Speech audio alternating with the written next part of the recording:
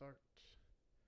And what's up, everybody? My name is Greg Dowd.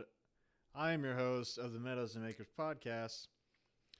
Welcome, everyone, to another episode of the Meadows and Acres podcast here on MSP Waves and all the other places on the internet. You can find this on YouTube and Odyssey currently. I'm streaming to both locations at the Tinker Tribe at those places. So you guys can go check that out if you would like to. And just checking if everything is going good. If anybody is there in the chat, just let me know if you guys can hear me okay and everything is going well. Tonight, I have for you guys some various topics that I wanted to talk about, including some of my own personal projects that I have going on. And so I wanted you guys to check out some of the things that I got working on, that I'm currently working on. And I'm trying to figure out, let's see, can I check out Odyssey? If somebody will maybe go jump on Odyssey and see if I'm live over there. I might try to test it out real quick just to pull it up and make sure everything's working on that. Give me 1 minute. But hope everybody else is having a good. Hope everybody's having a good week right now, and that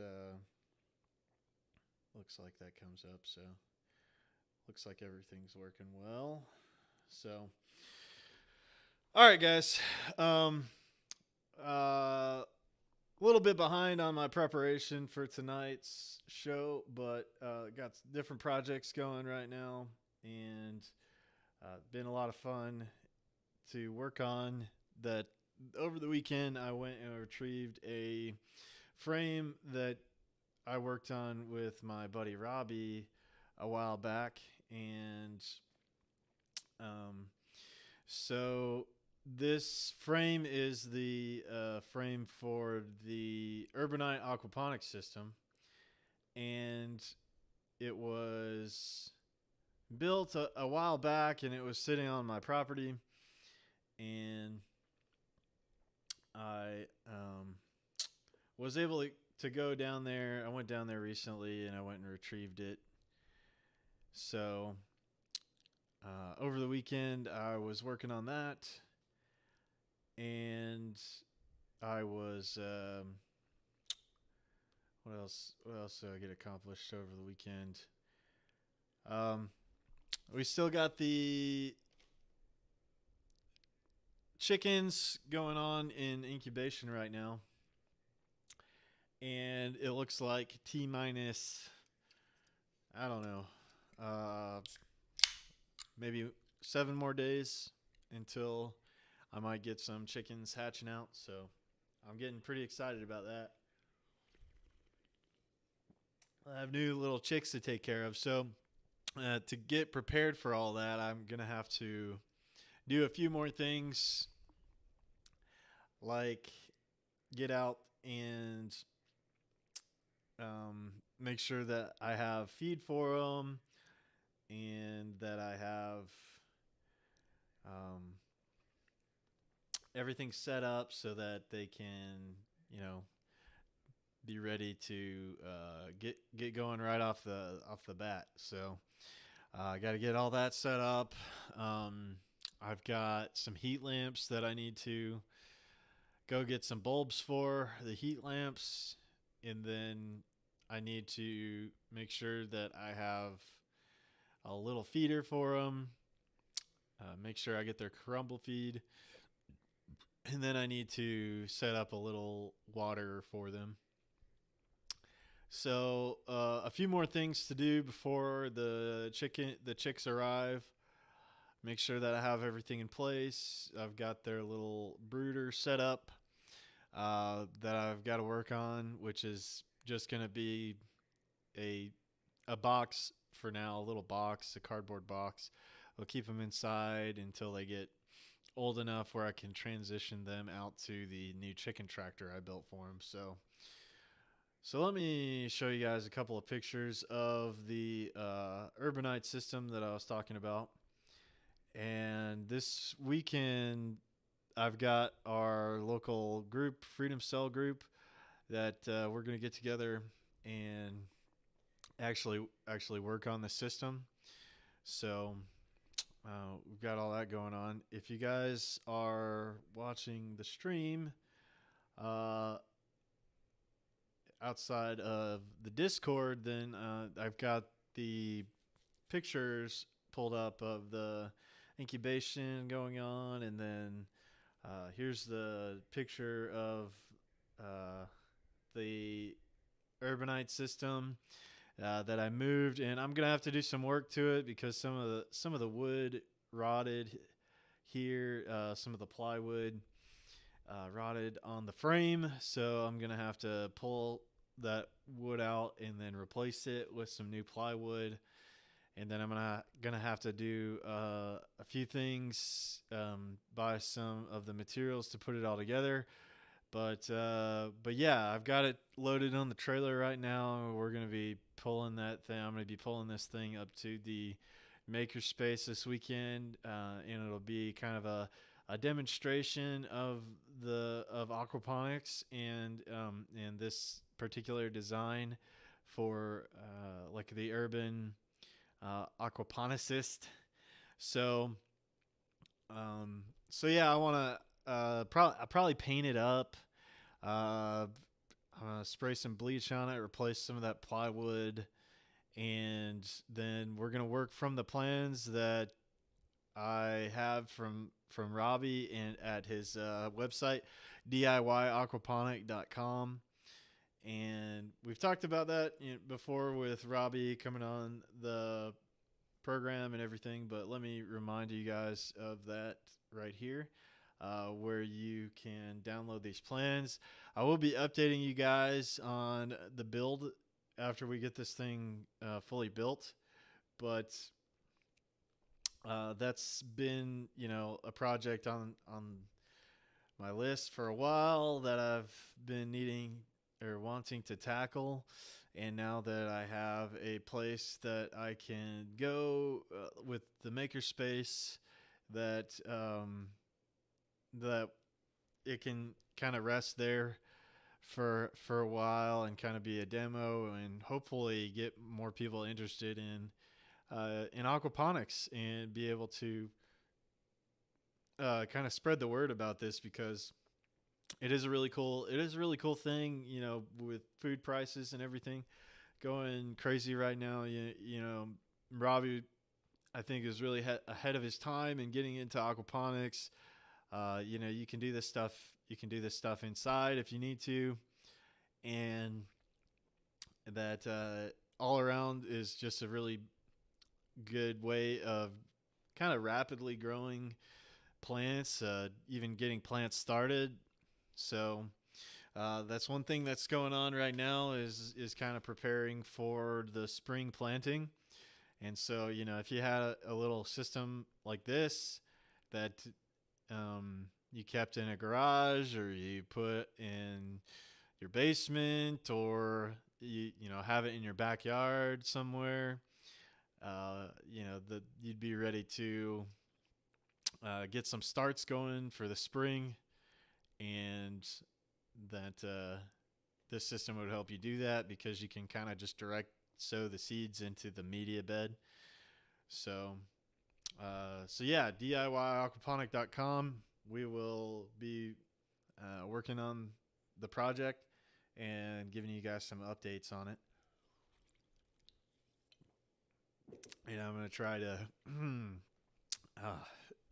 to get as much of that project done this weekend as I can, with a team of folks, and we're gonna kind of go through this thing and just like I'll have people drilling holes in buckets and putting together PVC pipe and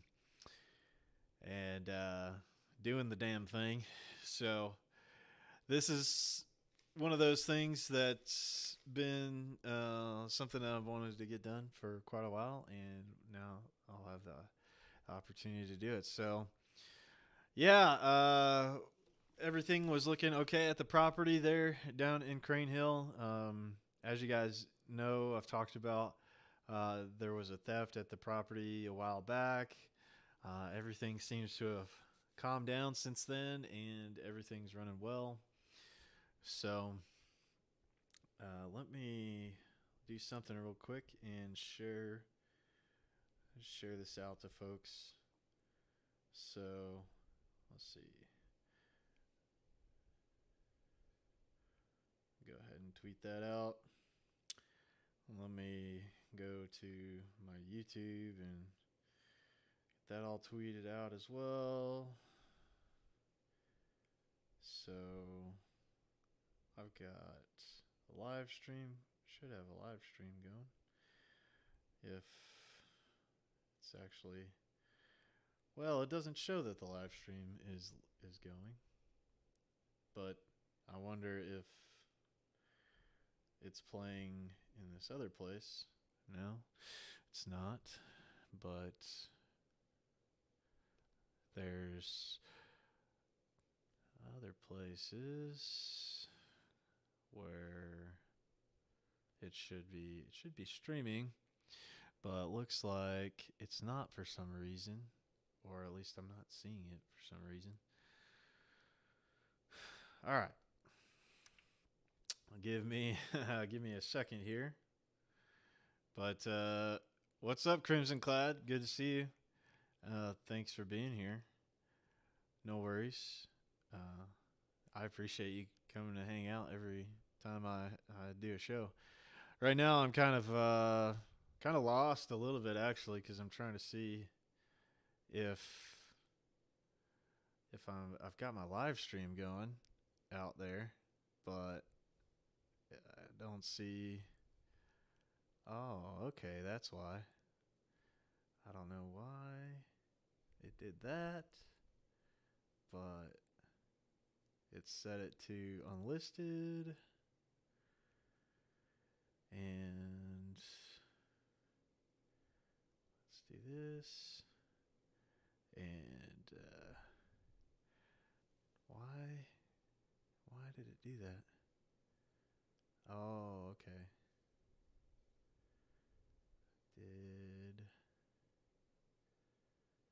Did I enable this? So sorry, I'm trying to troubleshoot this a little bit. Make sure it's getting out there. Public. There we go. Save.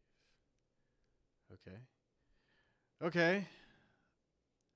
Hopefully that worked, and all that's going good. Hope you're having a good week there, Crimson.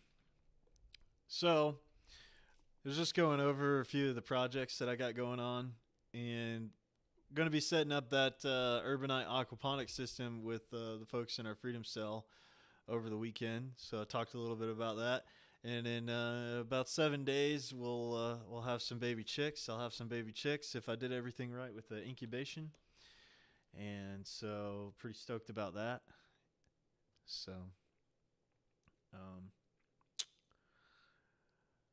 that's all the stuff that is happening right now. And so I wanted to talk to you guys about a few different things tonight. I've got kind of like I've got a little bit of an outline going, or I had one going, and some different things that I wanted to cover tonight is one's going to be some current trends that are happening. There's a national story about the Amish farmer up in Pennsylvania. His name is Amos Miller. There was a recent update to his case, that he'll be able to go back selling his grass-fed beef again to his community, so that he doesn't go under, and then there's a fine that he's got to pay. But we're going to talk about that for a little bit. There's also a local story that a friend of mine told me down in Smith Lake, which is around where my property is, down there, that there's kind of a vigilante that has been born called No Wake Jake. And there's an issue on the lake of these guys driving around and causing problems to people's docks, and that the locals are kind of getting a little restless about it. I guess that the attempts to try to keep these guys from hurting their properties hasn't really worked that well through the local government and everything like that. So there's kind of a new superhero, if you could say. A guy taking matters into his own hands down there called No Wake Jake, that I was going to talk to you guys about and show you a story on that. And then kind of going to plug some of the Agorist businesses that I have been working with and bought some products from, and make sure that I do a plug for them during the show tonight. We've got a couple of some homestead things that I wanted to talk to you guys about, which are some recipes I'm looking at for. One would be a product that anybody could really make. It's called vegan honey, and deals with dandelion flowers. And then talk about some plans for spring planting and some of the things that I'm going to be doing for that. And then we've got a workshop in our Freedom Cell where the couple of the ladies in our Freedom Cell are going to put on a workshop, a mushroom growing workshop on inoculating logs with some mushroom spores. And so going to be participating in that in around February. And then we're going to talk a little bit about some of the upcoming events that are happening in the freedom movement, and just the homesteaders and liberty movement. There's a couple of events that are upcoming that are going to be pretty cool. You can tune in online for as well. There's a way to do that. We've got the Greater Reset, and then we've got the Greater Reset that's put on by John Bush and Derek Bros will be coming up here in January. And then the next event for like the homesteader type stuff, prepper type thing, is the Self-Reliance Festival. That'll be happening coming up in March after all the other stuff that's going on. So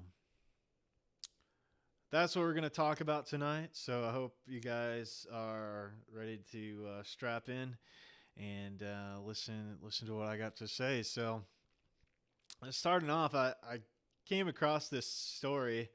I don't know how I ran across this, but I thought this was really neat.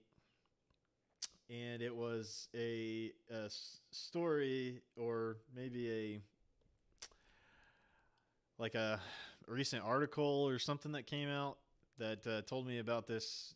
It's called the Flipper, and it is like an electronic device that I believe what it does is it will like rebroadcast signals or something like that, like copy and rebroadcast signals, which I thought was a really neat device and kind of interesting for, nerds like me that might want to play around with stuff like that. One application I was just thinking of right off the bat was, if you lose your key fob or something to your car, that the little flipper device you could use to emulate the signal so that you wouldn't have to go out and buy a new thing. But I mean, that's one of many things that this thing can do, supposedly. So I wanted to share that with you guys tonight. It's called the Flipper, and I wanted to go buy one, but looks like they're totally sold out. So I would say that there is a market opportunity there for somebody that would, wants to print up some circuit boards, I guess, some PCBs, and put them all together and everything, and then, program it with the flipper. I think this thing is all open source. So, yeah, there's an opportunity there, I guess. That these things are sold out, and I don't know. This is something I may have heard, but I heard that they were talking about that you can't really buy these out in the open market much anymore, but you can buy them on eBay. You can get them on eBay, and so let's just check this out though. This flipper device. Let's see. U.S. Expect another U.S. restock around January 18th. And so what it's described as is Flipper Zero is a portable multi-tool for pen testers and geeks in a toy-like body. It loves researching digital stuff like radio protocols, access control systems, hardware, and more. Fully open source, customizable, so you can extend it in whatever way you like. So, let me see if I can pull up a video on this for you guys to kind of check this out, because I thought this was really neat. A really neat little product here. The Flipper Zero. Oops, I already pasted that in there. My bad. So let me see if I can pull up a video of this Flipper Zero. Some other things that it can do supposedly is like copy like RFID signals and stuff like that. So it could both be used as like a hacker, like white or black hacking basically. So let's get a little bit of a video on this. See, top 10 ways to use the Flipper Zero from Flipper Zero videos. So let's check this out. Hacking a Tesla with my Flipper Zero. I'm the bad guy. Hello, darling. I'm the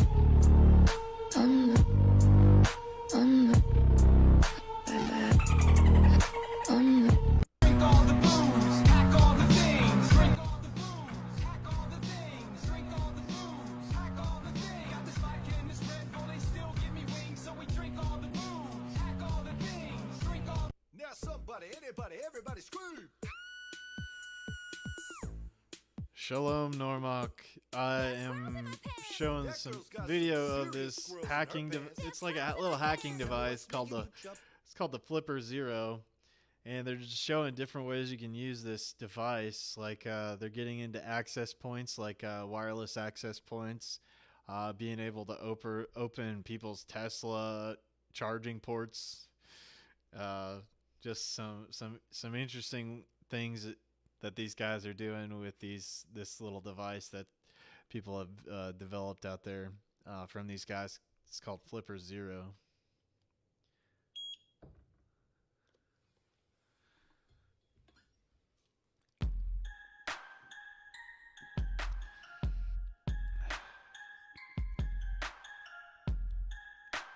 Is using it to copy an RFID badge. So wild stuff. I mean, think about some of the implications of that. Being able to access certain areas and stuff using this device. If you can get your hands on a badge or something like that, or if you can use it if you lost a badge. So there's some things like that. So let's go on to see what else you can do with this thing.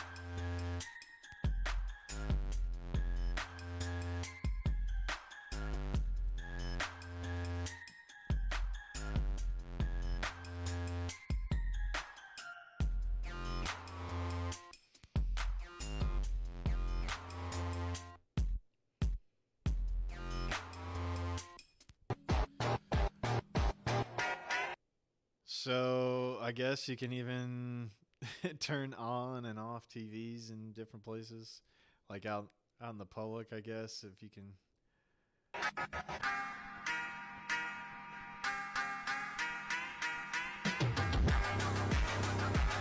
If your card has this on it, the little Pretty NFC wild. tap to pay thing, be very, very careful. Get an RFID blocker for your wallet because it's literally this easy. Guys, full card. Like in 2 seconds. So it's also showing that you can clone a credit card using the flipper device with the NFC chips or whatever. So, like I said, it could be a white hat and also a black hat tool, but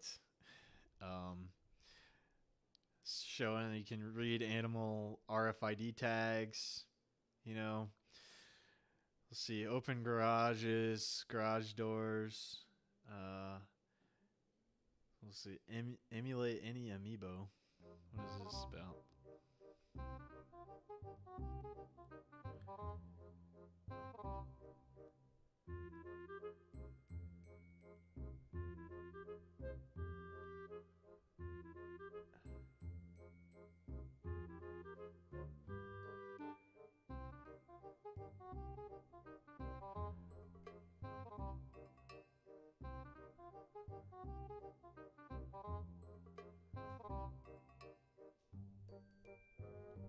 Huh.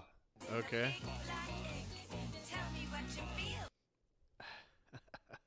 I don't know the whole thing about the amiibo thing. Maybe that's a Nintendo little character, I guess. You can emulate any character, I guess, using the device.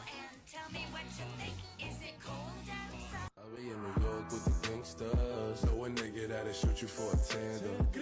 If my ops is chilling in the They thought they were. All right. So yeah, you can see some of the capabilities of this thing and why maybe not everybody wants to have one of these around, but it's a pretty interesting little device. They definitely did a pretty cool job on the advertisements and everything for it. So I thought that was pretty neat. And I'm kind of thinking about it more as a a tool for, like, if you lose some of your stuff, you can be able to replicate it or whatever around the homestead. So, but it would be a fun gadget, basically. Let's see.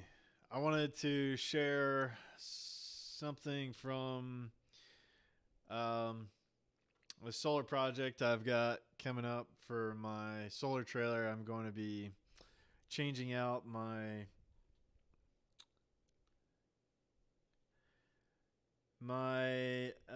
solar power battery system, and so part of that is using a battery management system. And the one that I'm using is this Daly BMS, and it is has to be tied to each one of the batteries in the lithium iron phosphate cells that I have in the battery system. And so the a few things that I need to do are like solder all these connections that go to all the batteries and everything, and get everything wired together properly. But this is one of the products that was recommended to me by my other buddy that does solar. And so I just want to share that with you guys. This is the lithium iron phosphate. Yeah. This is the product right here. For setting up this lithium iron phosphate battery system, you have to have this battery management system so that all the batteries can stay around the same level of charge when you're using the lithium iron phosphate battery. So that's the product that I'm going to be using for that. and I've got some more stuff to do with getting all that together. So, another thing that I have that I mentioned a little bit earlier is planning for spring planting on the homestead, and part of that is I wanted to see if there was anything on Thingiverse that could be helpful for like seed starting trays. So starting partitions or something like that. Seed starting. Let me just type that in, see if there's anything that exists on here. So I need to have something like these hexagon little pots for starting seeds, but I was wanting to see if there was just something that I could print out that was like just the blocks that could fit into a thing. And that is kind of what I'm looking for, but I almost need just like a separation. So yeah, this would be kind of the process. It's almost like shopping, you know, you're like kind of shopping for a thing. And then if it doesn't exist out there, then you can go design it yourself and pull up CAD and just start getting to work. So this is something similar that I'm thinking about, which is basically just a little seed propagator tray is what it is, what it looks like. Or it's a self-watering little planter system, which I think is pretty cool. This is pretty cool. I kind of like this. So that's typically what I do is just go out there, check out Thingiverse for something that I'm trying to make that can be practical. And then if I like it, then I'll go ahead and download that thing and save it for later. And let's throw this into a new folder. Let's see. Homestead stuff. And go ahead and save that. And basically what I need is just a way. I already have all these microgreens trays that I bought a while ago, and they're like planter flats that you can fill with soil, and typically you just do microgreens, or you sprout some seeds or in there, and you just sprinkle them all over the top of the surface. Well, I'd like to get individual little sections, and just like you see here where you have like the different pieces of soil blocks that you can throw in there, I want to have that for starting a bunch of different seeds, individual seeds. So I think I bought these trays, Farmer's Friend company, which is I think urban farmer Curtis Stone was partly involved with this at one point in time, and then they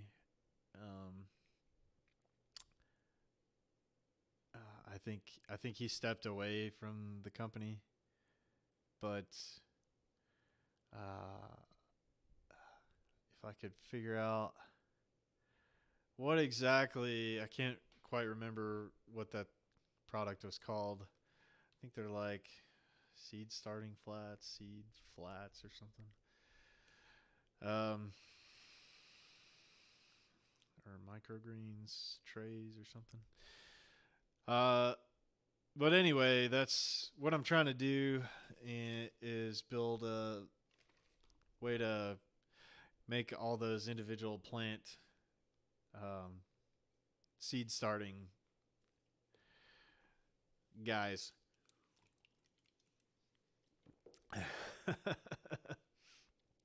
If I find that, I'll throw that in to the show notes later. But let's transition here into this story that I was talking to you guys about that's going on locally in Alabama here. So, this comes from, oh wow, way back in, I guess this guy's been going for a while. This is back in 2019. But this is the photo of this guy. He's like he's like masked up and everything. And he looks like he might be like a special operator, special operations guy. So let me copy this here and post it in the chat room for you guys. So this article is talking about, to some people, No Wake Jake is becoming something of a folk hero around Smith Lake, Alabama. Now, we know that we usually don't write about lake boating or Bonnie and Clyde types either, but this story is just too good to pass by, particularly when the hero is a masked man called No Wake Jake. Turns out that a masked vigilante has been sinking boats in Smith Lake at night in an effort to reduce the damage that boat wakes are causing on shore. A surveillance camera caught his image above, which was posted on the Facebook page of the local Walker County Buzzard. More than a few people are unhappy that Jake has caused their boats to sink to the bottom of the lake. Others hail him as a folk hero who's protecting the peace, safety, and property values. Smith Lake, with 500 miles of shoreline, is the largest lake in Alabama, with lots of upscale waterfront homes. The average price of a lakefront home for sale there is $434,000. It's expensive. It's expensive. Authorities say No Wake Jake uses a hole saw equipped with a silencer to sink the boats. This guy is basically like Batman. If Batman sunk expensive boats instead of fighting crime, one told the Buzzard. And they point out that he's actually committing serious crimes.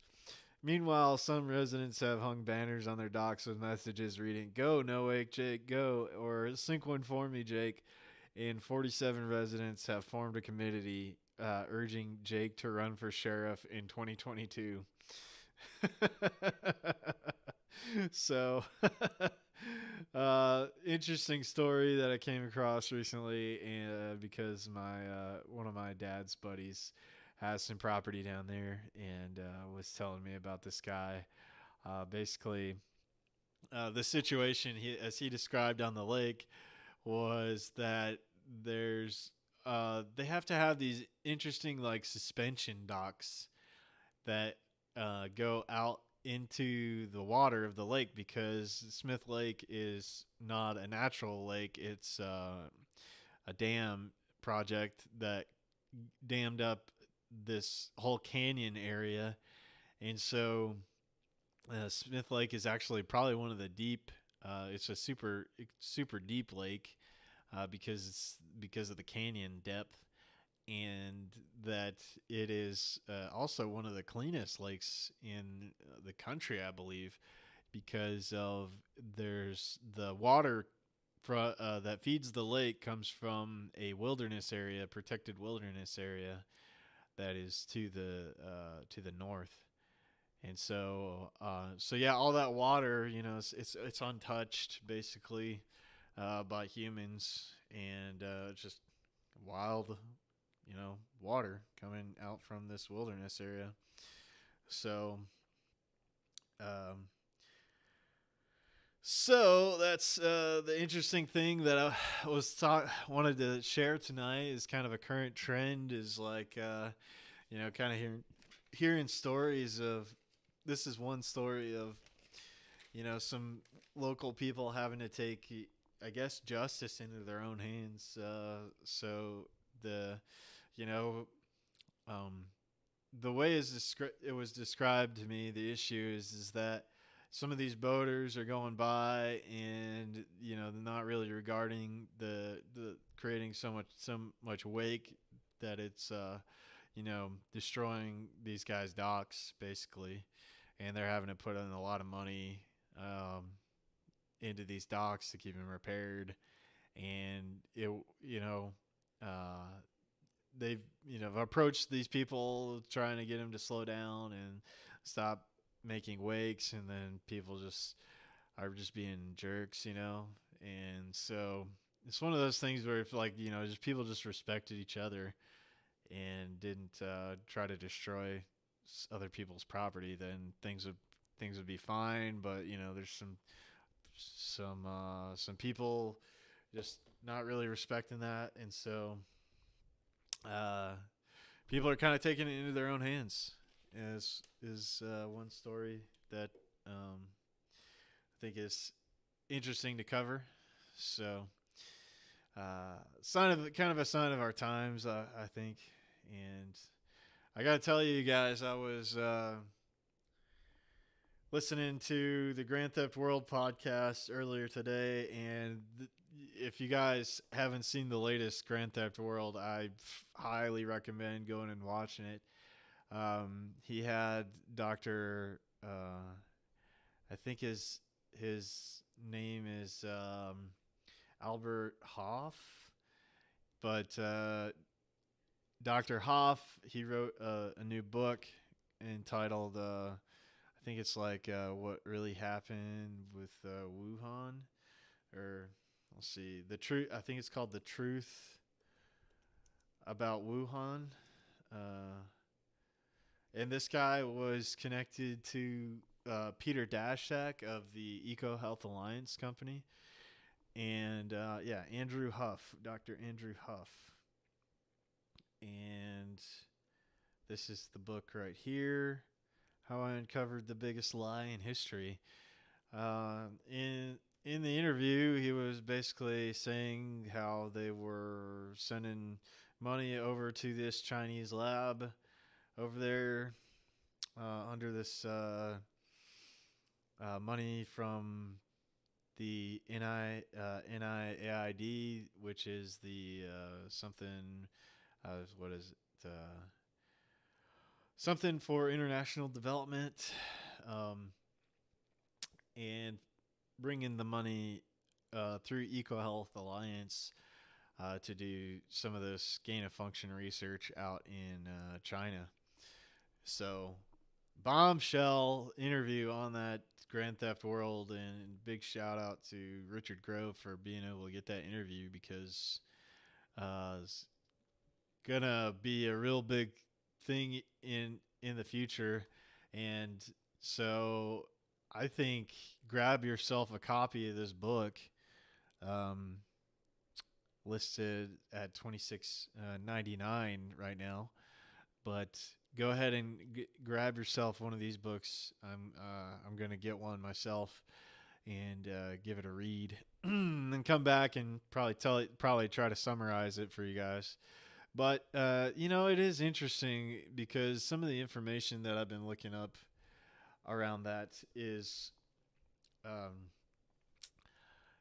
the whole question of viruses in general, and what it actually is, because everything that I've been looking into and looking at, it's more it seems to me to be some type of environmental toxin of some kind, thinking in the realms of terrain theory, but maybe there is something of both, or maybe a little bit of both happening. Because the bacteria is creating toxins, you can get runaway bacterial stuff going on, but I don't really know if the thing that they say, this little virus thing is actually what it is. So, or is what they claim it is. So I don't know about that. But national current event here. Getting into this is the section where we talk about current trends in the podcast. This is the segment of current trends that I'm gonna start implementing.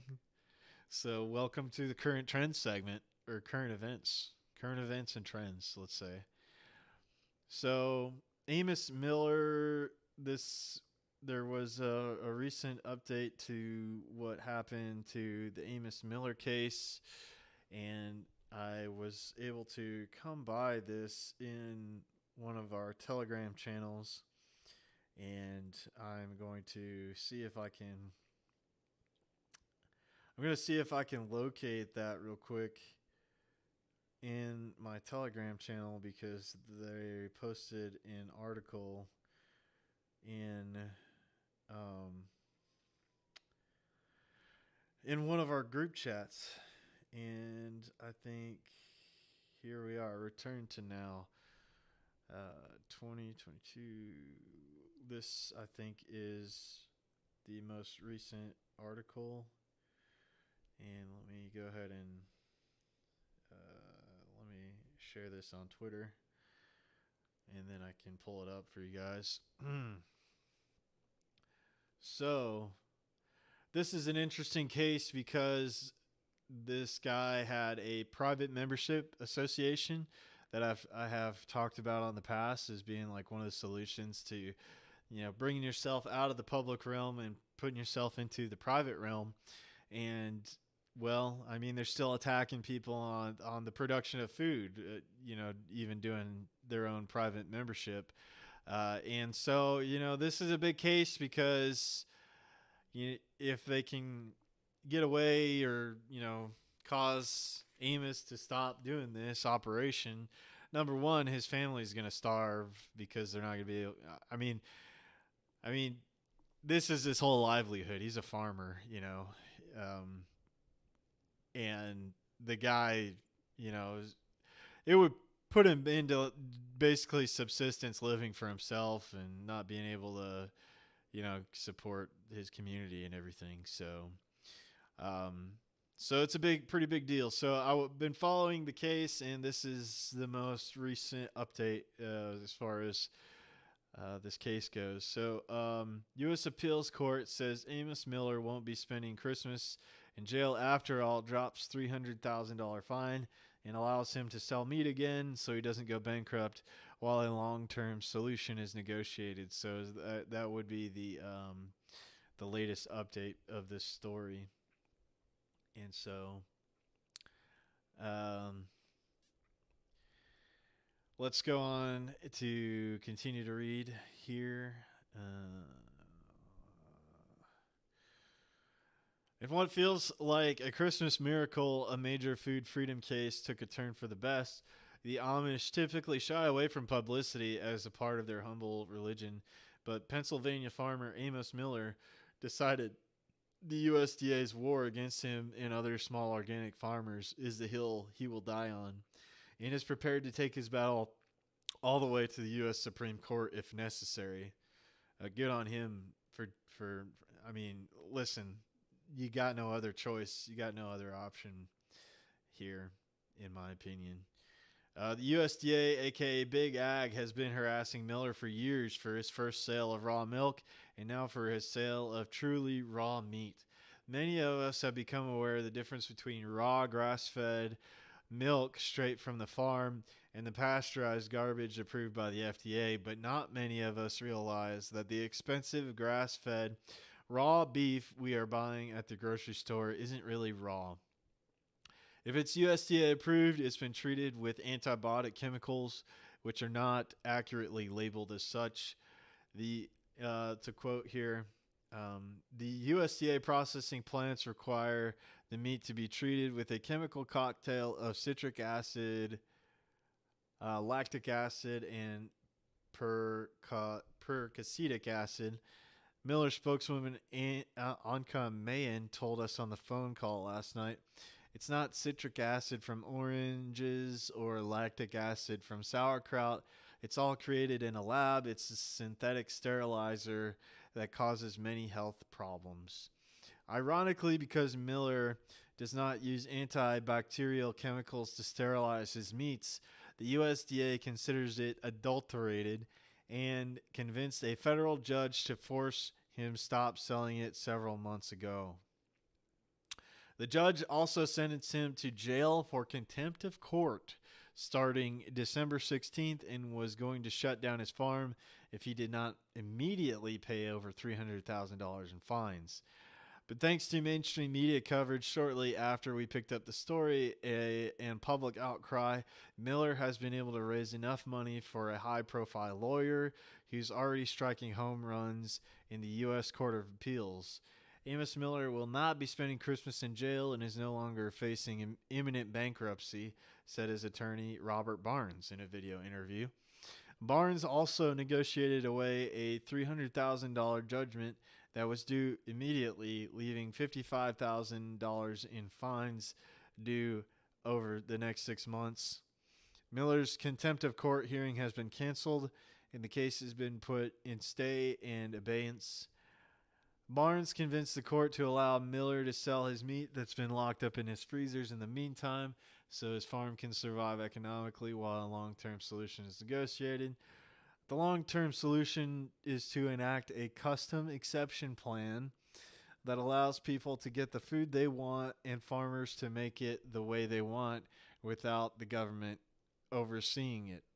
Here you have a case of people saying, I don't want food the way the USDA wants it, and they're saying, nope, you can't have it that way, Barnes said in an earlier interview. If you're shopping at Miller's farm, you're not doing it by accident, Barnes noted about the members of Miller's private farm share buying club. Amos Miller doesn't sell food to anyone who doesn't want it exactly how he's making it. So this is the big issue here, is this whole them interfering with private membership in this case is a big deal, because that would mean that the government would be involved in directly affecting people's ability to contract with each other. So that would cause some issues for sure on how this whole system works. So saying all that, let's get back to the article here. The USDA wants to take what was supposed to be an interstate labeling law and use it to regulate what foods you can and cannot put into your own body. Look at any study of the Amish and you'll find by almost any health metric, they are healthier than the people living off USDA-approved food, he noted. And the USDA, you know what they think is healthy? Bill Gates' synthetic corn, his fake beef. This is about the USDA's attempt to monopolize our food supply, and they targeted an Amish farmer to set the precedent. You can help Amos continue the fight in the good fight for food and health freedom by donating here or here. If he loses, we all lose. And so here is a Give, Send, Go campaign for Amos Miller to work with lawyers and get some legal help here. So here you go, guys. If that case is important, that you think that's important, that if you feel so inclined, you got something to spare, if you can help out with their legal fees for that. So those are the kind of current trends that I wanted to share with you guys today, and just kind of talk a little bit about what's currently going on in the United States. This is why I think it is very important to be able to be more self-reliant and be able to take care of some of these things. The government's going to get try to make it messier to get in the way of people being able to do things like this, go directly to the farm and buy their food. So, if you're not growing it yourself, be well tied to a local farmer and somebody that you can be there to help out, when they get into an issue like this, because that's the way that we're going to have our food, guys. And that's the big, one of the biggest issues going into the future here is the control over food, and some things that we can do about it. This is a way that just sharing the story, just being able to share the story with other people and let people know that this is going on, because it's not something, that should be tolerated at all. And so, speaking of helping out the local farmers and entrepreneur, the I wanted to do a plug for some of the agorist businesses that are out there that I have personally shopped at that I think do really good stuff. The first one I wanted to tell you guys about is a company called Agora Threads. This is the company that is run by Sally Mayweather, and I have I think I have a couple of shirts from his store, but he allows you can also pay in crypto, and he's got like a bunch of merchandise, different shirts and hats and stuff that you can get. He's got a lot of new stuff, actually. He's got different polo shirts, Liberty style. Like he's got the "Don't Tread on Me" embroidered in the shirt and stuff. So he's got like Rothbard in the polo shirts. I like that a lot. I think the thing that I got from him recently was a taxation as theft sweater. So I know the Christmas season is over, but it's never a bad season to display that taxation as theft everywhere that you're at. So this is Sal Mayweather is a cool guy, and I like his stuff there. So Agora Threads is a place you can shop. It takes cryptocurrency and all that kind of stuff. I'm telling you guys, I'm sharing how we can spend some of our cryptocurrency. Some of it, you probably want to hold on to, but this is one of the places that you can use your crypto. We can help use crypto and everything instead of the dollar. The way that you can operate as agorists and keep the fundage away from the state as much as possible. Let the chickens eat the bugs. Absolutely. Yeah. We can grow bugs, but just feed them to the chickens, and then we can eat their eggs, and then we can have chickens for dinner. So RebelScum on Twitter is another place that you guys can go get some apparel.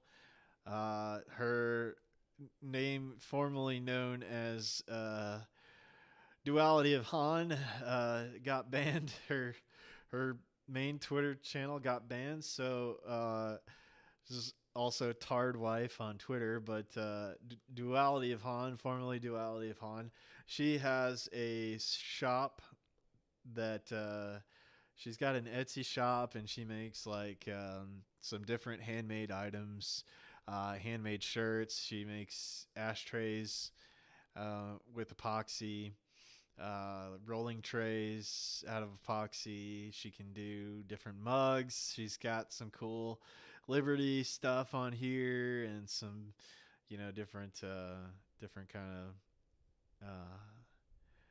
kind of items here. Let's see, what's this one? Wood chipper go burr, dye cotton tapestry. Ooh, I like that. So you can either buy from her Etsy store. This is her kind of an easy way to find her and some of the stuff she makes. But you can also go the more agorist way and go send her a message through Twitter, and you can set up the deal however you want to do it with her directly through Twitter. So here is how you can contact her. She's got, she's an entrepreneur out there doing this, and she is doing her best and doing this as a way to make money. Like, this is kind of her sole way she makes money right now. So So yeah, you can go support her and her business. It's pretty cool. And if you guys have any kind of businesses that you got going on or anything like that, I'd love to give them a plug here when I do the podcast as well. So that's the way that we're gonna figure this out. Is going into the future is by supporting each other in our individual efforts to make ourselves better. Really, to go to a better place for the future. So another guy that I have. Oh yeah, I forgot to say that I've bought some of RebelScum Han's shirts. Duality of Han, Duality Handmade on Etsy. I have one of her shirts that says tar and feathering, freedom fighters, tar and feathering since 1706, something like that. But really nice shirt. I love wearing it. Wear it as much as I can and out and about. And so she's got a lot of other good stuff on there. Democracy Kills shirt. That's really cool. Daddy didn't raise a bootlicker. She's got some really good sayings on here. No step on snack. Let's see. Yeah, I'm a MILF. Man, I loathe feds. I love her. Pedophiles go in the forever box. Wood chipper go burr, of course. Good people break bad laws. Got a lot of cool different stuff. Smoked meat, not crack. This is a pretty good one. for all my homesteaders guys out there. So yeah, she's got a great shop right there. So go support her and check her out.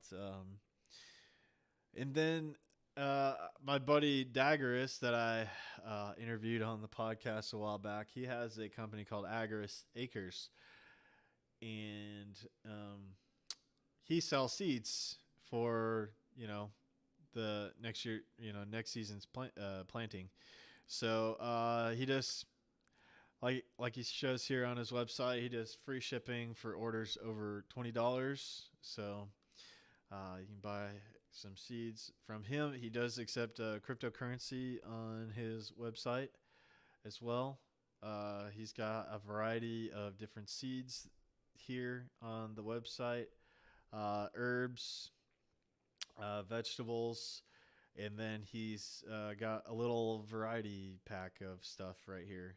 The Herb Garden, a collection of herbs to get your garden started here for $10.75 on the website. So agoristacres.com, go support him. Daggerist there at Agorist Acres.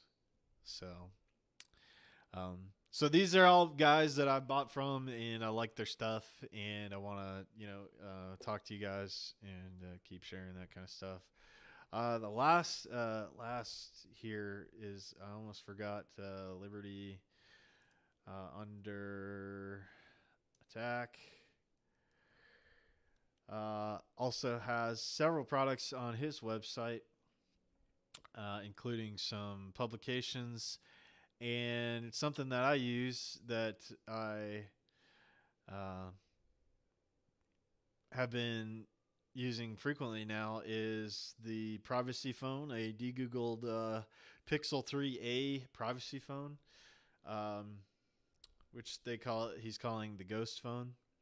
And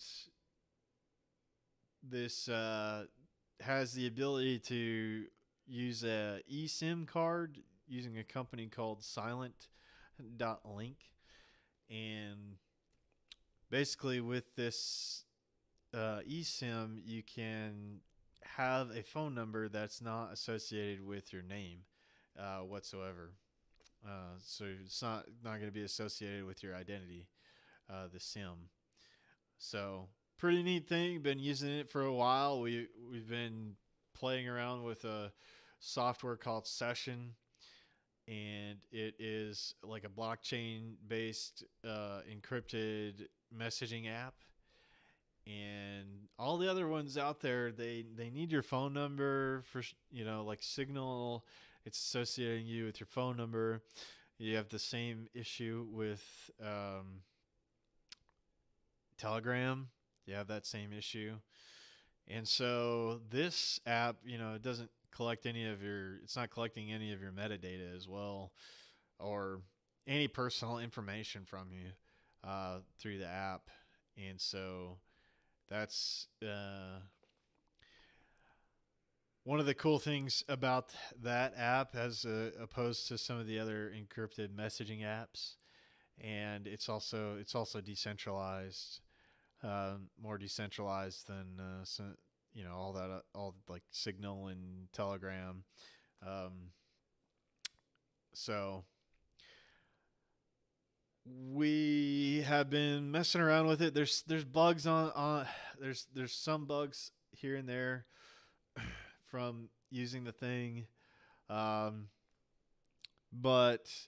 all in all, it's a really great little app to be able to have a more encrypted chat.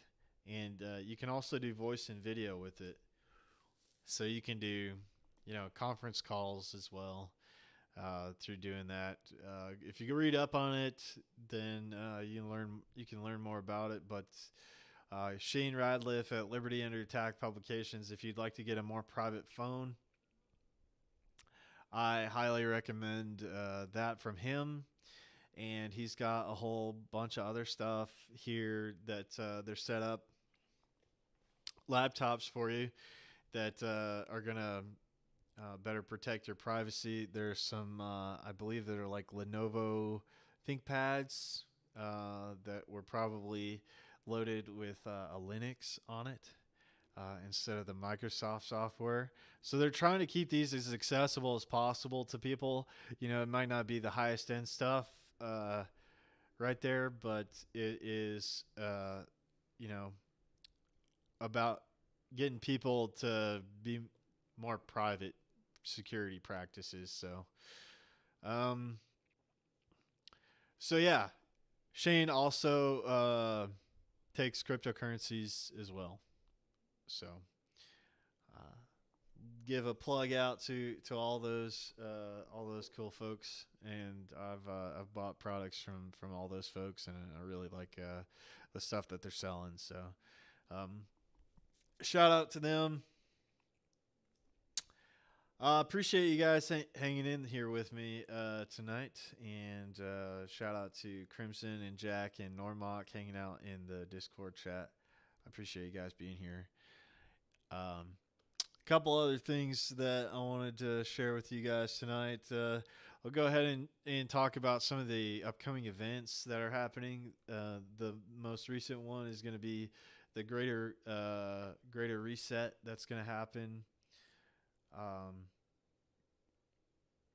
soon here. Co-creation, Greater Reset 4 co-creation, going to be from January 18th through the 22nd. So that is going to be starting tomorrow, and they're going to have a lot of cool speakers going on here. It's going to be an online event, streaming for free online. So be a cool thing to, maybe if you want to get together with some folks in your area or something, like sit down, watch some of the videos, have a watch party kind of thing. Something that you could do in your local area. There's going to be some really good presentations. From what I've heard is they've got a lot of cool people that are going to be doing some presentations. They're going to have some music going on this time. They got Zuby, one of the a guy from YouTube that's pretty interesting dude. David James Rodriguez is going to be there. That's a guy that I met at Anarchapulco in 2020. Dr. Ken Berry, really cool guy. Doctor, talks about the keto diet. Let's see. We're going to have Derek Bros. Ramiro Romani is going to be there. Jack Spearco is going to be there. Catherine Austin Fitz is going to be talking online. This guy, Texas Slim of the Beef Initiative. This is a really cool guy. that I recently learned about through Jack Spirko's podcast, that he is doing a this project called the Beef Initiative to get cattle farmers to start to sell to people for Bitcoin and stuff. Um, so he's got a really neat thing going on there. And like I said, this is a free event, so looks like it's going to kick off tomorrow. They're doing a live event, and then they're going to have this going on through streaming through the internet. You should be able to see it at this website, and then you should be able to view it a few other places. I believe Derek Bros streams to his channel, like through Odyssey, and on his website on the Conscious Resistance Network website as well. So there's going to be different ways that you can check this out. And looks like it's going to kick off at 10 a.m. tomorrow. You can tune in. You can start watching some of the talks that are going to happen here. And the reason I love this event is because it was what got me motivated to start my local Freedom Cell group, and to actually try to put on a local meetup to see who could show up, and to see, if we could get some people together and actually, start working together and doing some stuff. And that has really been a game changer for me, because for the longest time, it was just me thinking a lot of the stuff that I talk about on the podcast, and got a little lonely there for a little while. I had a cool thing going on with our online community here, and getting connected with the online community that we have on MSP here.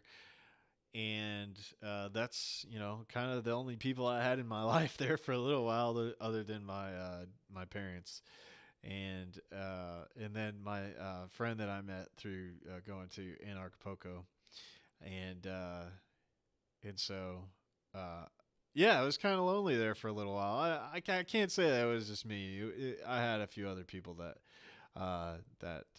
we're hanging out with, and we're seeing some similar things that I was seeing.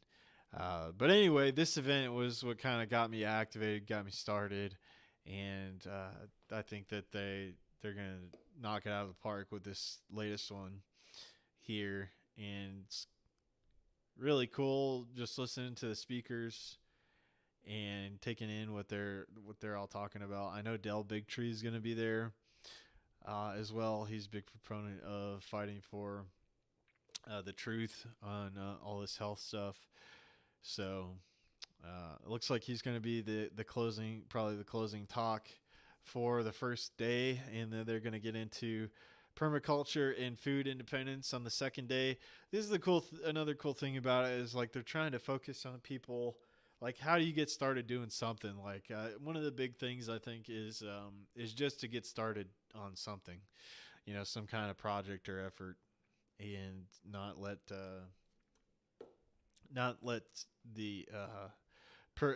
perfect be the enemy of good. Is a good quote. Is a quote I really enjoy, and I've seen it in my own life, trying to do different projects and stuff like that, and you're trying to plan out everything, and nothing usually goes the way that you want it to go, really, in real life. And there's always issues and problems that you're going to face, and the way to get over that is to just continually learn through the things that you're failing at, and not let it stop you. I think, some of these things can slow you down, but I think the perseverance aspect is the most important, is that you continue to keep working at it, and keep going, and keep, just not accepting things the way they are, and just stay persistent with what you're doing. So that's just like my opinion, man. No, I really believe I really believe in that. Is just every day you try to make yourself better and just keep trying to improve every day.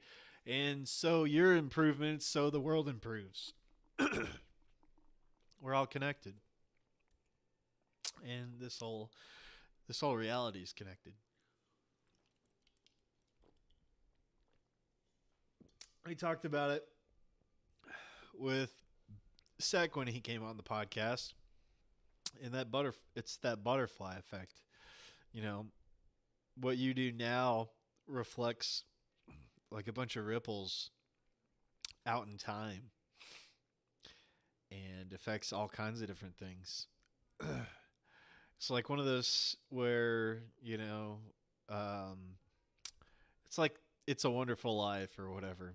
You just think about, some things that you've directly done in your life that have, helped somebody, even if it's just like helping them, tow their car out of a ditch, or, just you shared some food with your neighbor, or, all these little things that just kind of show that,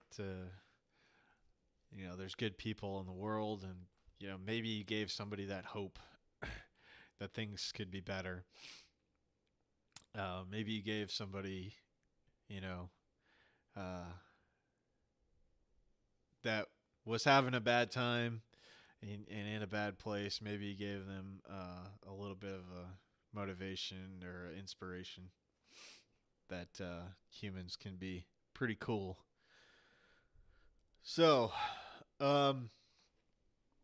this is the big one to go check out.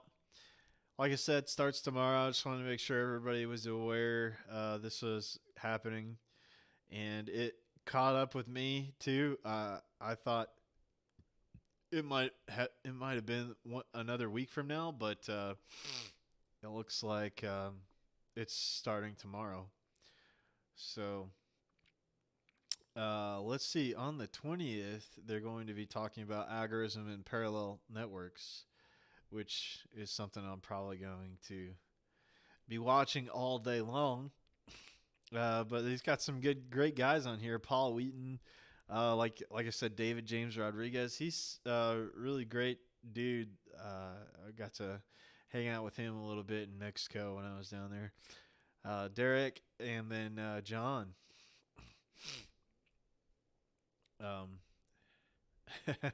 Abandoned the sustainable development goals for the autonomous development goals. I like that. How to opt out of the CBDC control grid. I like that. David James Rodriguez, Education Solutions, 3 ways to empower students and parents with voluntary learning. And then Paul Wheaton, really great guy, doing a lot of really cool stuff. Got the Permies website. Shortcuts to homesteading paradise. So that looks really cool. And then Ramiro Romani is going to be doing some stuff. Can digital technology really lead to liberty and privacy? And it looks like he's got a whole panel of guys of some other speakers on there. Monero, the world's least professional cryptocurrency. Ricardo Spagna, I think also known as Fluffy Pony.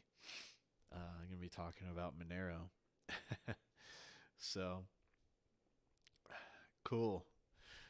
Going to be lots of cool speakers, and shout out to those guys for putting all that together, because that's a really great event.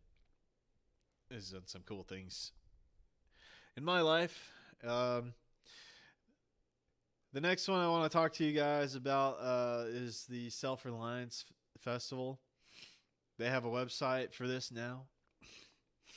The next Self-Reliance Festival will be happening in Camden, Tennessee in, I believe it will be March 25th and 26th. And then I think they also have they got a guy from Bear Tactical, I believe, that he is going to be doing a emergency medical workshop before this festival happens. So, really cool festival. You can go and you can camp at the venue, which is really cool. They let you come and you can come out there and camp on the property where they are hosting the event. It's going to be at SOE Tactical there in Camden, Tennessee, which is John Willis's company. He's got a compound there, and so you know, be a really cool place for an event. And he works with Nicole Sauce. She helps put this whole event together, and they have all kinds of speakers from like kind of the homesteading prepping world, and live demonstrations from folks that are, you know, out there homesteading and you know, doing their stuff. They're gonna have a bunch of different vendors there, and there is just a lot of really interesting people that I meet at that event, and they're all, you know, have a lot of them have their own channels on YouTube, and they're, you know, sharing what they're doing on their homesteads, and, you know, full of knowledge, like really interesting people that are working on all kinds of cool stuff, really. And they're kind of I would say that these are the folks that, like, you want to know, you know, going into the future. And so one, you know, this guy's connected to this guy that's connected to this, you know, network out there in Missouri. And so, you know, like folks are getting together and doing stuff and trying to become as self-reliant as they can. And one of the things that the guys out there said that they were doing is they were putting on like their own kind of camping event. And so, you know, stuff like this is where you meet those kind of people. You can kind of get those ideas, and maybe you could start something in your area, or you want to come out to their thing or whatever, and just meet more people that are like-minded. So pretty cool. Looks like they have a digital pass that you can buy that will maybe get you into their live stream event and get you some videos. So I'll have to get Nicole Sauce on to talk to you guys about that. But always been a really great event that I have I would like to go, that I will probably be attending coming up in, I can't say for sure if I'm going to be there or not this time, but March 25th and 26th, if everything goes well with my schedule, I will be attending the next Self-Reliance Festival there in Camden, Tennessee. All right. So let me see if I can share with you guys this this one video I came across a little while ago. Was a creator on YouTube that showed a recipe for what he called vegan honey, and I thought it was a pretty interesting thing,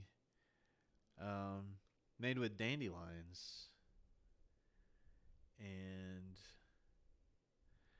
he is not on here. Let's see, dandelion, but pretty much the whole thing is basically just dandelion flowers and some sugar. So here we go. This guy right here. How to make vegan honey with a flower that you can commonly find in your backyard. A few potential benefits of dandelion Spicy includes mustache reducing inflammation, on YouTube. aiding weight loss. So this guy's got an interesting voice too. He's got kind of a deep voice. Kind of sounds Italian or something. I don't know. Spicy Mustache on YouTube here. But it's a recipe for vegan honey, and I believe he just makes this with like the dandelion flour and some sugar, is what it seems like.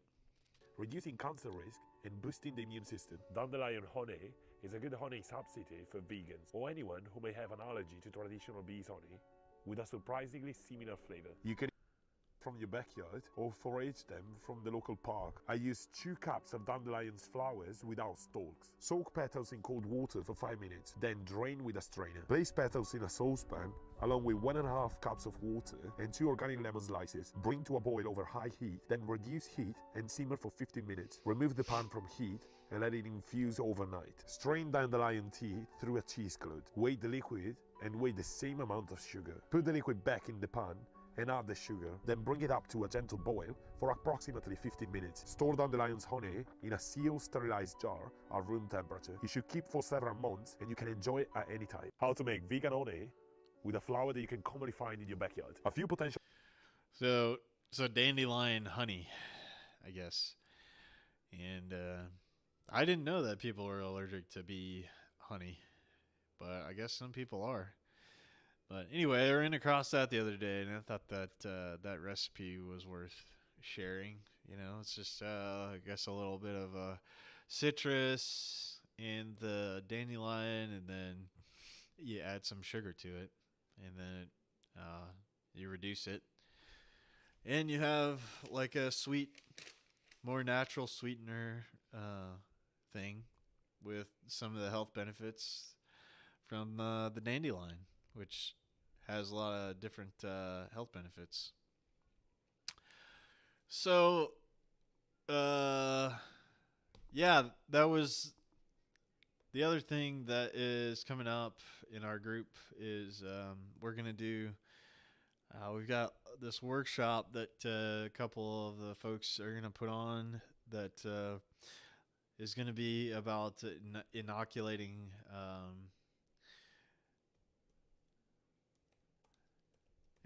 logs for mushrooms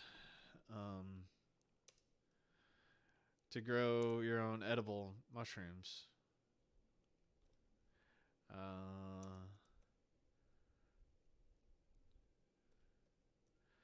And we're going to help them with a project that they got going on there, and they're going to kind of do a workshop and share how they're starting these edible mushrooms and these logs, and kind of have a whole workshop with that. So let's check out a little video on this real quick. Growing mushrooms can be intimidating when you're just starting out. Not only are there many different kinds of mushrooms you can grow, but there are many different ways. We're glad you landed here, because growing mushrooms on natural logs happens to be our specialty here at Field & Forest. Today, we'll be focusing on inoculating with plug spawn. Plug spawn is great for beginners and smaller projects. For more information on other inoculation methods, different spawn types, and information on log health, visit our website and YouTube channel. The first step for any inoculation on logs is to, well, get some logs. Logs need to be cut from living trees while the trees are dormant. You can check out our video, What is Dormancy?, to find out why this is important. Logs should generally be 4 to 6 inches in diameter and 40 inches long. This allows for a reasonable spawn run time, as well as an ease and handleability, which is a word I'm pretty sure we invented, of the logs. Aim to get the logs as straight as possible so they don't roll while inoculating them. Once you have your logs, you will need a few more things, including an 8.5mm or 5/16 inch drill bit and stop collar, a drill, your spawn, and wax. These items all conveniently come in a shiitake log starter kit. Wink wink. Before you begin drilling your log, you will want to assemble your drill bit and stop collar. Your kit comes with a drill bit, stop collar, and hex key. Take your stop collar and slide it into the bit down 1 inch, which is the size of a plug. Use the included hex key to tighten the collar. You will want to drill in a diamond pattern, or a 4 to 6 inch by 1 to 2 inch drill pattern. Start 2 inches in from the log end and place holes about 4 inches apart down the length of the log. This is about 6 to 7 holes per row. Rotate the log and begin the second row about 2 inches below the first row. Stagger the holes so they are halfway between the holes that were drilled in the row before. Do this around the entire log. If you were to connect the dots between the holes, it would create a diamond pattern. Once you've drilled the log, you can get to plugging. Inoculating with plug spawn is a popular choice among beginners and those inoculating less than 100 logs, as it does not require any extra upfront costs of an inoculation tool. The process is straightforward. Just take the plug and tap it into the hole with a hammer until flush with the bark. The final step of the process requires that you wax over the inoculation points. You can either melt wax and cover the points, but oftentimes while using plug spawn, it's easiest to use plug wax. Plug wax is a pliable wax that the warmth of your fingers will warm up enough to allow you to smear over the plug and lock in the moisture. You can then proceed to label your logs if you choose. Keeping a record of your strain and inoculation date can prove helpful in following years. Following inoculation, you will want to stack your logs in a low stack to incubate for the next 9 to 18 months.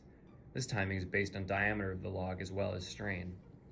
You can see a variety of stacking methods in our video, Stacking Logs for Winter Storage. Keeping your logs in an area protected from the wind and sun will allow the mycelium to start to work its way through the log, turning the wood to valuable nutrition.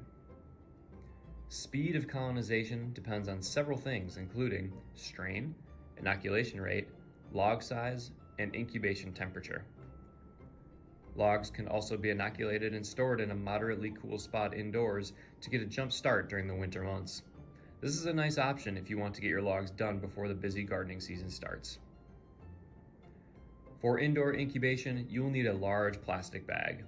Cut small X's through the bag in the 2 upper quadrants to allow the log to breathe. Place the log in the plastic bag and place it in an area of your house, usually a basement, where the temperatures are between 55 and 60 degrees. Watch for condensation on the bag interior. Condensation is good. It means the mycelium is working. Once you notice a lack of condensation and the log feels dry to the touch, open the bag and lightly spritz the log with water. Fold the bag back up and watch for condensation. As time goes on, you'll start to notice white growth on the ends of the log and occasionally at the inoculation points. The white growth is the mycelium making its way to the log ends and signals a healthy log. You'll want to repeat the spritzing and drying process until the outdoor temperatures are consistently above 50 degrees, and you can take the log out of the bag and move it outside to a shaded, protected spot. Usually spring weather will provide all the moisture the log needs for continued growth.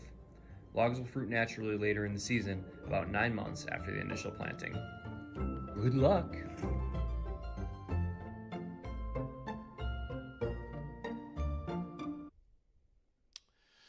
All right, yeah, so we'll be doing that workshop coming up in February, so excited to go check that out. And to kind of wrap it up here tonight, we watched a little bit from this Tiny Giant Lifestyle show on YouTube or channel, and I wanted to continue his talk here at the end of the video because he starts to get into some stuff about the whole legal system and everything, and says some pretty interesting stuff about all that. And so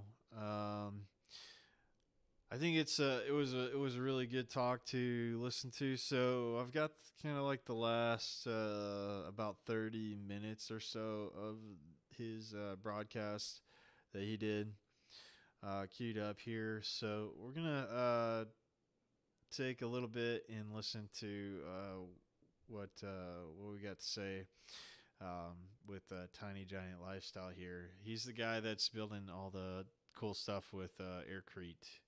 So I'm going to get this kicked off, and then I'll probably go take a bathroom break real quick and have this playing for you guys. but then I will rejoin and be here to wrap up this episode. But here we go. Still going to be working on getting some more guests lined up for the podcast. So I'll be working on that because it's always cool to have some guests on here. So let me play this for you guys. I'll be right back. And so if you don't have money put down or property pledged or given, then very often the people don't value the thing you're doing, and the distractions of life just rip you away from that. And that really is the issue, is that currently people value money and little else.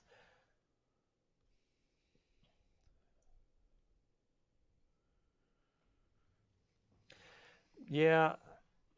See, citizenship, you really should aim for not being on anybody's citizenship of the dead, because as soon as you get on a ship, you go right back into maritime law and back under a whole different set of flag laws and protocols and commerce, basically.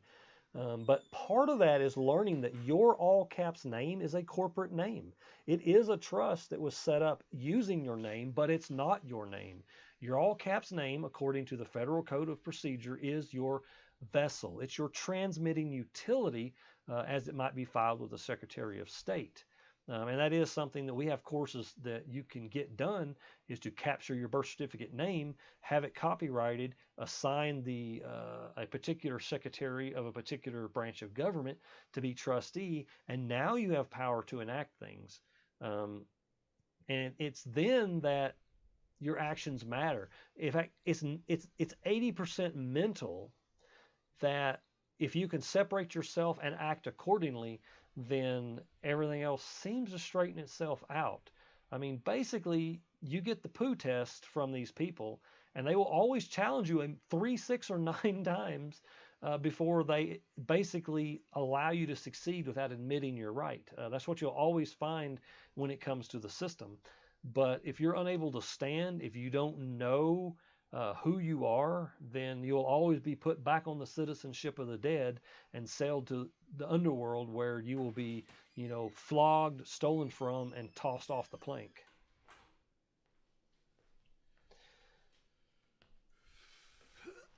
Yeah, be one with your LLC. No, see, I would never do sorta. I don't think I would call your all caps name an LLC, and anything that's filed in the public, a limited liability corporation, is something you want to be separate from. It's kind of like even a banker said, own nothing but control everything.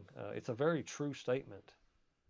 And basically, because our futures were financed in a final act of treason from the corporation who set themselves up over the Constitution for the United States of America, setting up the Constitution of the United States of America, passing the 14th Amendment, creating a type of citizen that is fully controlled by the Congress, we have got ourselves in a situation that we really must learn to separate ourselves from.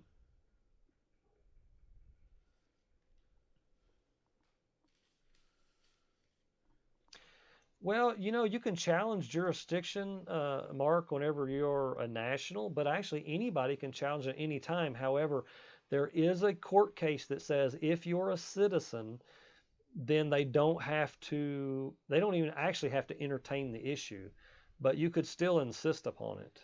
So by being a national, which amounts to you just, I can't remember the law and the court case, but basically when you state, I hereby declare and intend to be considered an American national now, that changes everything. And then, even then though, you will still get railroaded. You'll be put on that wheeled device that takes you to a known destination where you'll be shanghaied. You'll be railroaded because you didn't stand. You have to not only challenge jurisdiction, because if you just challenge it, they'll say, well, we'll just get jurisdiction and you'll never hear any more of it. But when you bring it up and when you set your own law and your terms and conditions, like for example, For example, did you know that if a public officer asks you to do something, it's an order? When a grand jury indicts you, they issue a true bill. It's all commerce. When you go to court, there's an order in the court. Did you know you can place your own billing cycles? When you become a secured party creditor, for example, you have basically your own law, terms and services, given public notice, filed with the Secretary of State, that says, hey, I charge $1,400 a minute for my time, $1,000 to present my ID, or any document per document. And then when you get pulled over, is that an order or request? That's an order. Okay, let me write down your order. You hand him a ticket as well. You complete an administrative process, and then you take it to a judge in chambers in the private, in equity preferably. You get a summary judgment, and you garnish their wages. Or perhaps you might even find a way to collect on a bond. You have to be careful doing all these things because, you know, the system doesn't like the system being used against itself in the way they use it against. Okay, so that was kind of mind-blowing right there, is being able to become a private party creditor is what he's talking about. And I kind of get where where he's going there, as the entire legal system is operating like a business. It's kind of all of our legal encounters, encounters with the police and everything are based on contracts. And so basically he's saying that, I'm defining the terms of the contract, and I'll enter into business with you, but it'll be on my terms, which is pretty interesting. I've not heard anybody say stuff like that before, so or at least put it that way so that I could, maybe kind of grasp it a little better. In this whole thing about equity courts, I guess, it's a specific type of court system, I guess, other than, I guess, the typical civil courts. So pretty interesting stuff. They pretend that it's paper terrorism, or they pretend that it's terroristic threatening, which is all nonsense, because by them saying that, they're admitting that that's what they're doing to you. But you have to be aware they will always tell you no, and unless you stand and force the issue. And that's another thing. If you're a complainant, you're a complainant or a defendant, you're always under an administrative process. You have to learn how to suck all of those things up into a superior court, preferably your own court, where you have actual sets of laws that have to be obeyed and followed, where things like facts and truth matter, because they don't in a normal administrative court. And it's scary for a lot of people, and it takes some effort. But like I said, if you just start tugging on the thread of the language, it'll all start to unravel for you if you begin to use an. Yeah, that is something that is interesting that he just mentioned there as well, is that these lower courts are like administrative courts, I guess. And then when you challenge those, it goes to what they consider a higher court, which is probably more in line with, the actual legal, or it's, I guess they look at the matter more closely, or they would look at the matter more closely at a higher court, I guess, is what he's trying to get there. Etymology dictionary to rip everything apart. Like a judge kicked a Native American out of his court when he said, I'm an aboriginal of this country, and therefore I should have this. And so the judge is like, all right, you're an aboriginal, get out of my court. How could he do that? Well, because anything that starts with a vowel, or a vowel and two consonants, means it's not the word that follows. So just a hint, of how when you begin to understand language, you can shred them and take control of almost any of these situations just by asking questions and making no claims. And coding codes and statutes are irrelevant. I mean, what is the origin of law anyway? Is it not Moses and the Ten Commandments and the king of Babylon before that who created the slave trade code and the trade code, which ironically is almost identical to much of our uniform commercial code? Did you know that there's 12 presumptions of Roman law that you need to deal with in every court? Basically, all law has been stacked upon other systems of law to give us what we have, and a lot of presumptions are made and things are kept hidden from us. You know, like equity is a superior jurisdiction, but That's what's so fascinating about this as well. Him talking about how this law has been built because it's just been built on all this ancient law, and they just keep building on top of it. And so it really is like this matrix system of law where there's different realms where you can operate, and it's pretty fascinating. But unless you know how to get in it, you can't, because you have to empower a judge to put you in equity. You have to overcome the maritime law. You have to overcome the truth, which is a form of trust. What is true is true, but what is truth is a trust where you, the prosecutor, and perhaps whoever filed the charges or information against you are making a constructive trust. But when you walk in and say, here's my express trust, you just broke the whole thing. Then you can deal with maritime law. Where's the contract of commerce? Then you can deal with the common law. And then you can deal with the fact that who created the first law? Who is the creator?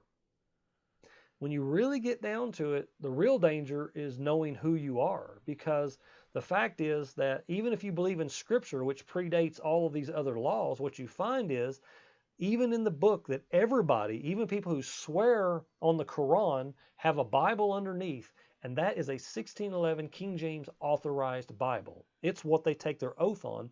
And so when you start quoting it, things start to move. Amazingly enough, even in their book, it says that the handwriting and ordinances of men has been done away with. That means the law of Moses. That means every single law that your black-robed priest of Saturn and Levitical priesthood judges operate under. It's been done away with. The problem is we keep putting ourselves back under the law. And the way I see this new move toward this new order is to put everyone back under law. If you realize how the system's set up now, it was actually a perfect system where you could discharge any and all debt. You had no obligation to pay those. They were never even in your name, and they gave you the legal tender coupon, Title 18 USC 8, to be able to make a legal tender payment. But we just don't know these things. And so they are stealing our lives away because we're ignorant, because we don't have a foundation in how things function. And when a judge tells you, no, I'm going to put you in jail, and threatens you, immediately everybody just tucks their tail, cowers down, and obeys. I mean, how often have you heard of someone being accused of something like driving too fast, driving drunk, carrying too much marijuana, doing something, and even though they couldn't prove it, and they never addressed jurisdiction, and the person could never be found guilty by their procedure, their own codes or statutes, and certainly not by the law, and certainly not by the Constitution, how is it then that they have to just pay a fine and do community service? It's horseshit. But people keep bowing down because they don't know where they stand and they don't know how to stand. And law and contract is a very important thing. They can't interfere with private contracting. And even when we set up our private communities, often we're very weak on doing private contracting. And if you have a lawyer draft your stuff for you, it will be horseshit as well, because it will use adverb verb, adverb verb, adverb verb. And when you look at the rules of parse, syntax, and grammar, you realize they're not writing anything on that document. I mean, it's meaningless babble. That's what they speak, babble, another language.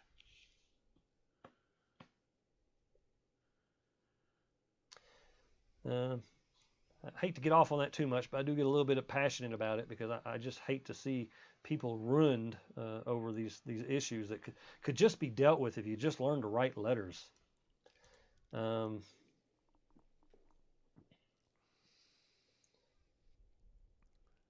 Yeah, exactly. There was no citizenship because a citizenship didn't exist. That's a 14th Amendment thing. And anything created by Congress, they have the godlike power to control. So when Congress created a 14th Amendment citizen and you choose to play that game, then guess what? You are volunteering to play that game. Oddly enough, everything in the system is by voluntary compliance. Consent comes from the governed. Well, that's good, Mark, that you won a jurisdiction case. Motion was dismissed, took it on immediate appeal and won. That's awesome that you won the appeal, because a lot of times more courts want to play that game. I found it to be way more time effective to take the case number, go to the court, say, hey, I need to postpone this and take this to a court of competent jurisdiction. And then I go file a claim in my own court, and I come as the claimant, and I suck that lower jurisdiction up into a court, and I try to make money off of it instead of them make money off of me. So that's my personal preference. Yeah. Wow. Yeah, but how do you do that from bypassing? That's interesting. It's like bypassing the court using documents, I guess. You know, a good defense is a good offense.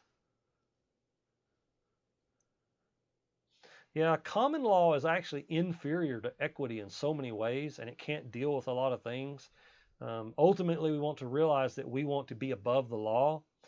And if I can take a moment to really twist some people's noodles a little bit here, and of course, you know, a lot of this depends on how much credence you give to Scripture, but Scripture is massive quotes of trust and law from times at Babylon and before, all the way back to Noah, with the Anunnaki. The only law that really exists right now is the agreements and contracts you make. A Supreme Court case ruled the Clarefield Doctrine, which is getting hard to find through the Google censorship. But basically, in summary, it says that when the government chose to incorporate and when they chose to take private script, Federal Reserve notes, then they lose all sovereignty and devolve to the status of a mere corporation. So on level one, the only law that exists is that which you make an agreement to. When you check I'm white or black, that's my race. Well, first of all, who are you racing and competing with? What commerce are you in? Are you in a boat race on the citizenship? And black means you have no legal status, and white means you're North African, which means you're not even American. So that's another trick they play. What definition are they using, and what particular dictionary does it come from for that particular section of code? It's a crafty little game of trickery that they play. But yeah, stay out of the courts if at all possible. That's the best way to do it. Remain at peace and filled with love at all times. Never be combatant. And when you learn how to stand on your own square, set your own law, and collect fines for everything that they do, then when somebody inconveniences you, you'll be like, I'm so glad to see you today. I needed some more money. Oh, you want me to do something? I'll be happy to do that. Here's my fee. Yeah, the legal stuff is something that could be an entire week's worth of workshop in and of itself, but at our workshop, we will be covering probably a full day of an introduction to many of these legal topics because it applies to us in so many levels. From the time you try to buy your land and they want to issue a title policy to the time that they file a deed to transfer your property to give them a status of holder in due course on your property and the benefit of you paying them taxes. So it moves into setting up our community. It moves into how we interact in this world, how we do commerce. What is income, for example? What does CFR 26 code actually, what does it actually say are the people that are, or the things, the corporations that are responsible for that section of code, you start looking into this and you realize it's all a fraud. It's all a farce. So it's empowering, and I love to see the light bulb come on. So that's why we do that introductory section. So here we are. We're coming up on 1 hour and 45 minutes. I think I'm going to end it here. Like I said, we're going to play Elias's song here one more time. And if you like the music, sometime after this is posted in the description. All right, guys. So that was a pretty cool presentation there from Tiny Giant Lifestyle. I wanted to share this. Here's the document that he's talking about, the Clearfield Doctrine, and I'm gonna throw that there for you guys in the chat. Let's see, Jack, what you're saying. Urban Farmer's been talking about this lately, saying that there is usually remedy within the first few pages of the statute. Yeah, I mean, it's pretty similar there up in Canada, I believe, as well. It's all this it's all about contracts, from what I understand, and so it's pretty similar there in Canada because their system comes from the British as well. We took a lot of the law stuff from the British as well. And so it's kind of how everything is set up. But see, he said, write lots of letters and charge the bureaucrat for your time if they want to inspect. Yeah, exactly. Curtis Stone does talk about this a lot. Yeah. I think he's gone down this rabbit hole on the legal system, and what he's talking about is what these guys talk about a lot, is that all of this stuff is contracts, and it's all your voluntary compliance, and when you get down to it's like the Wizard of Oz, and seeing that the wizard behind the curtain is just some little dude that's pushing papers in a bureaucracy, So there's no real action behind what they're giving to you, and they've really kind of, brought some wool over your eyes there. But after we've got a couple of minutes left, but let me read you one of the quotes out of here from this thing that Clearfield Doctrine as set forth in Clearfield Trust Company versus the United States 318 U.S. 363-371 states, governments descend to the level of mere private corporation and take on the characteristics of a mere private citizen, where private corporate commercial paper, i.e. Federal Reserve notes and securities, i.e. checks, etc., is concerned. For purposes of suit, such corporations and individuals are regarded as entities entirely separate from government. Bank of United States versus Planters Bank, and then some other stuff here. The real party in interest is not the de jure United States of America or state, but the bank and the fund. Okay. It goes on with some more stuff. Clearfield Doctrine proves when governments descend to the corporate level, they cease to be governmental entities. Pretty interesting. If you want to go check that out, I posted that there in the chat room for you guys. I hope everybody has a good rest of your week. Thank you to Crimson and Jack and Normok for hanging out in the Discord chat with me. Appreciate you guys being here. Let's see. Living in the British Columbia mountains now. Ooh, nice. and just all baseless decrees. Yep. You too, brother. You too, Jack. Thanks, Normok. Thanks, Crimson. We'll see you guys next week. Have a great one, and I'll catch you later.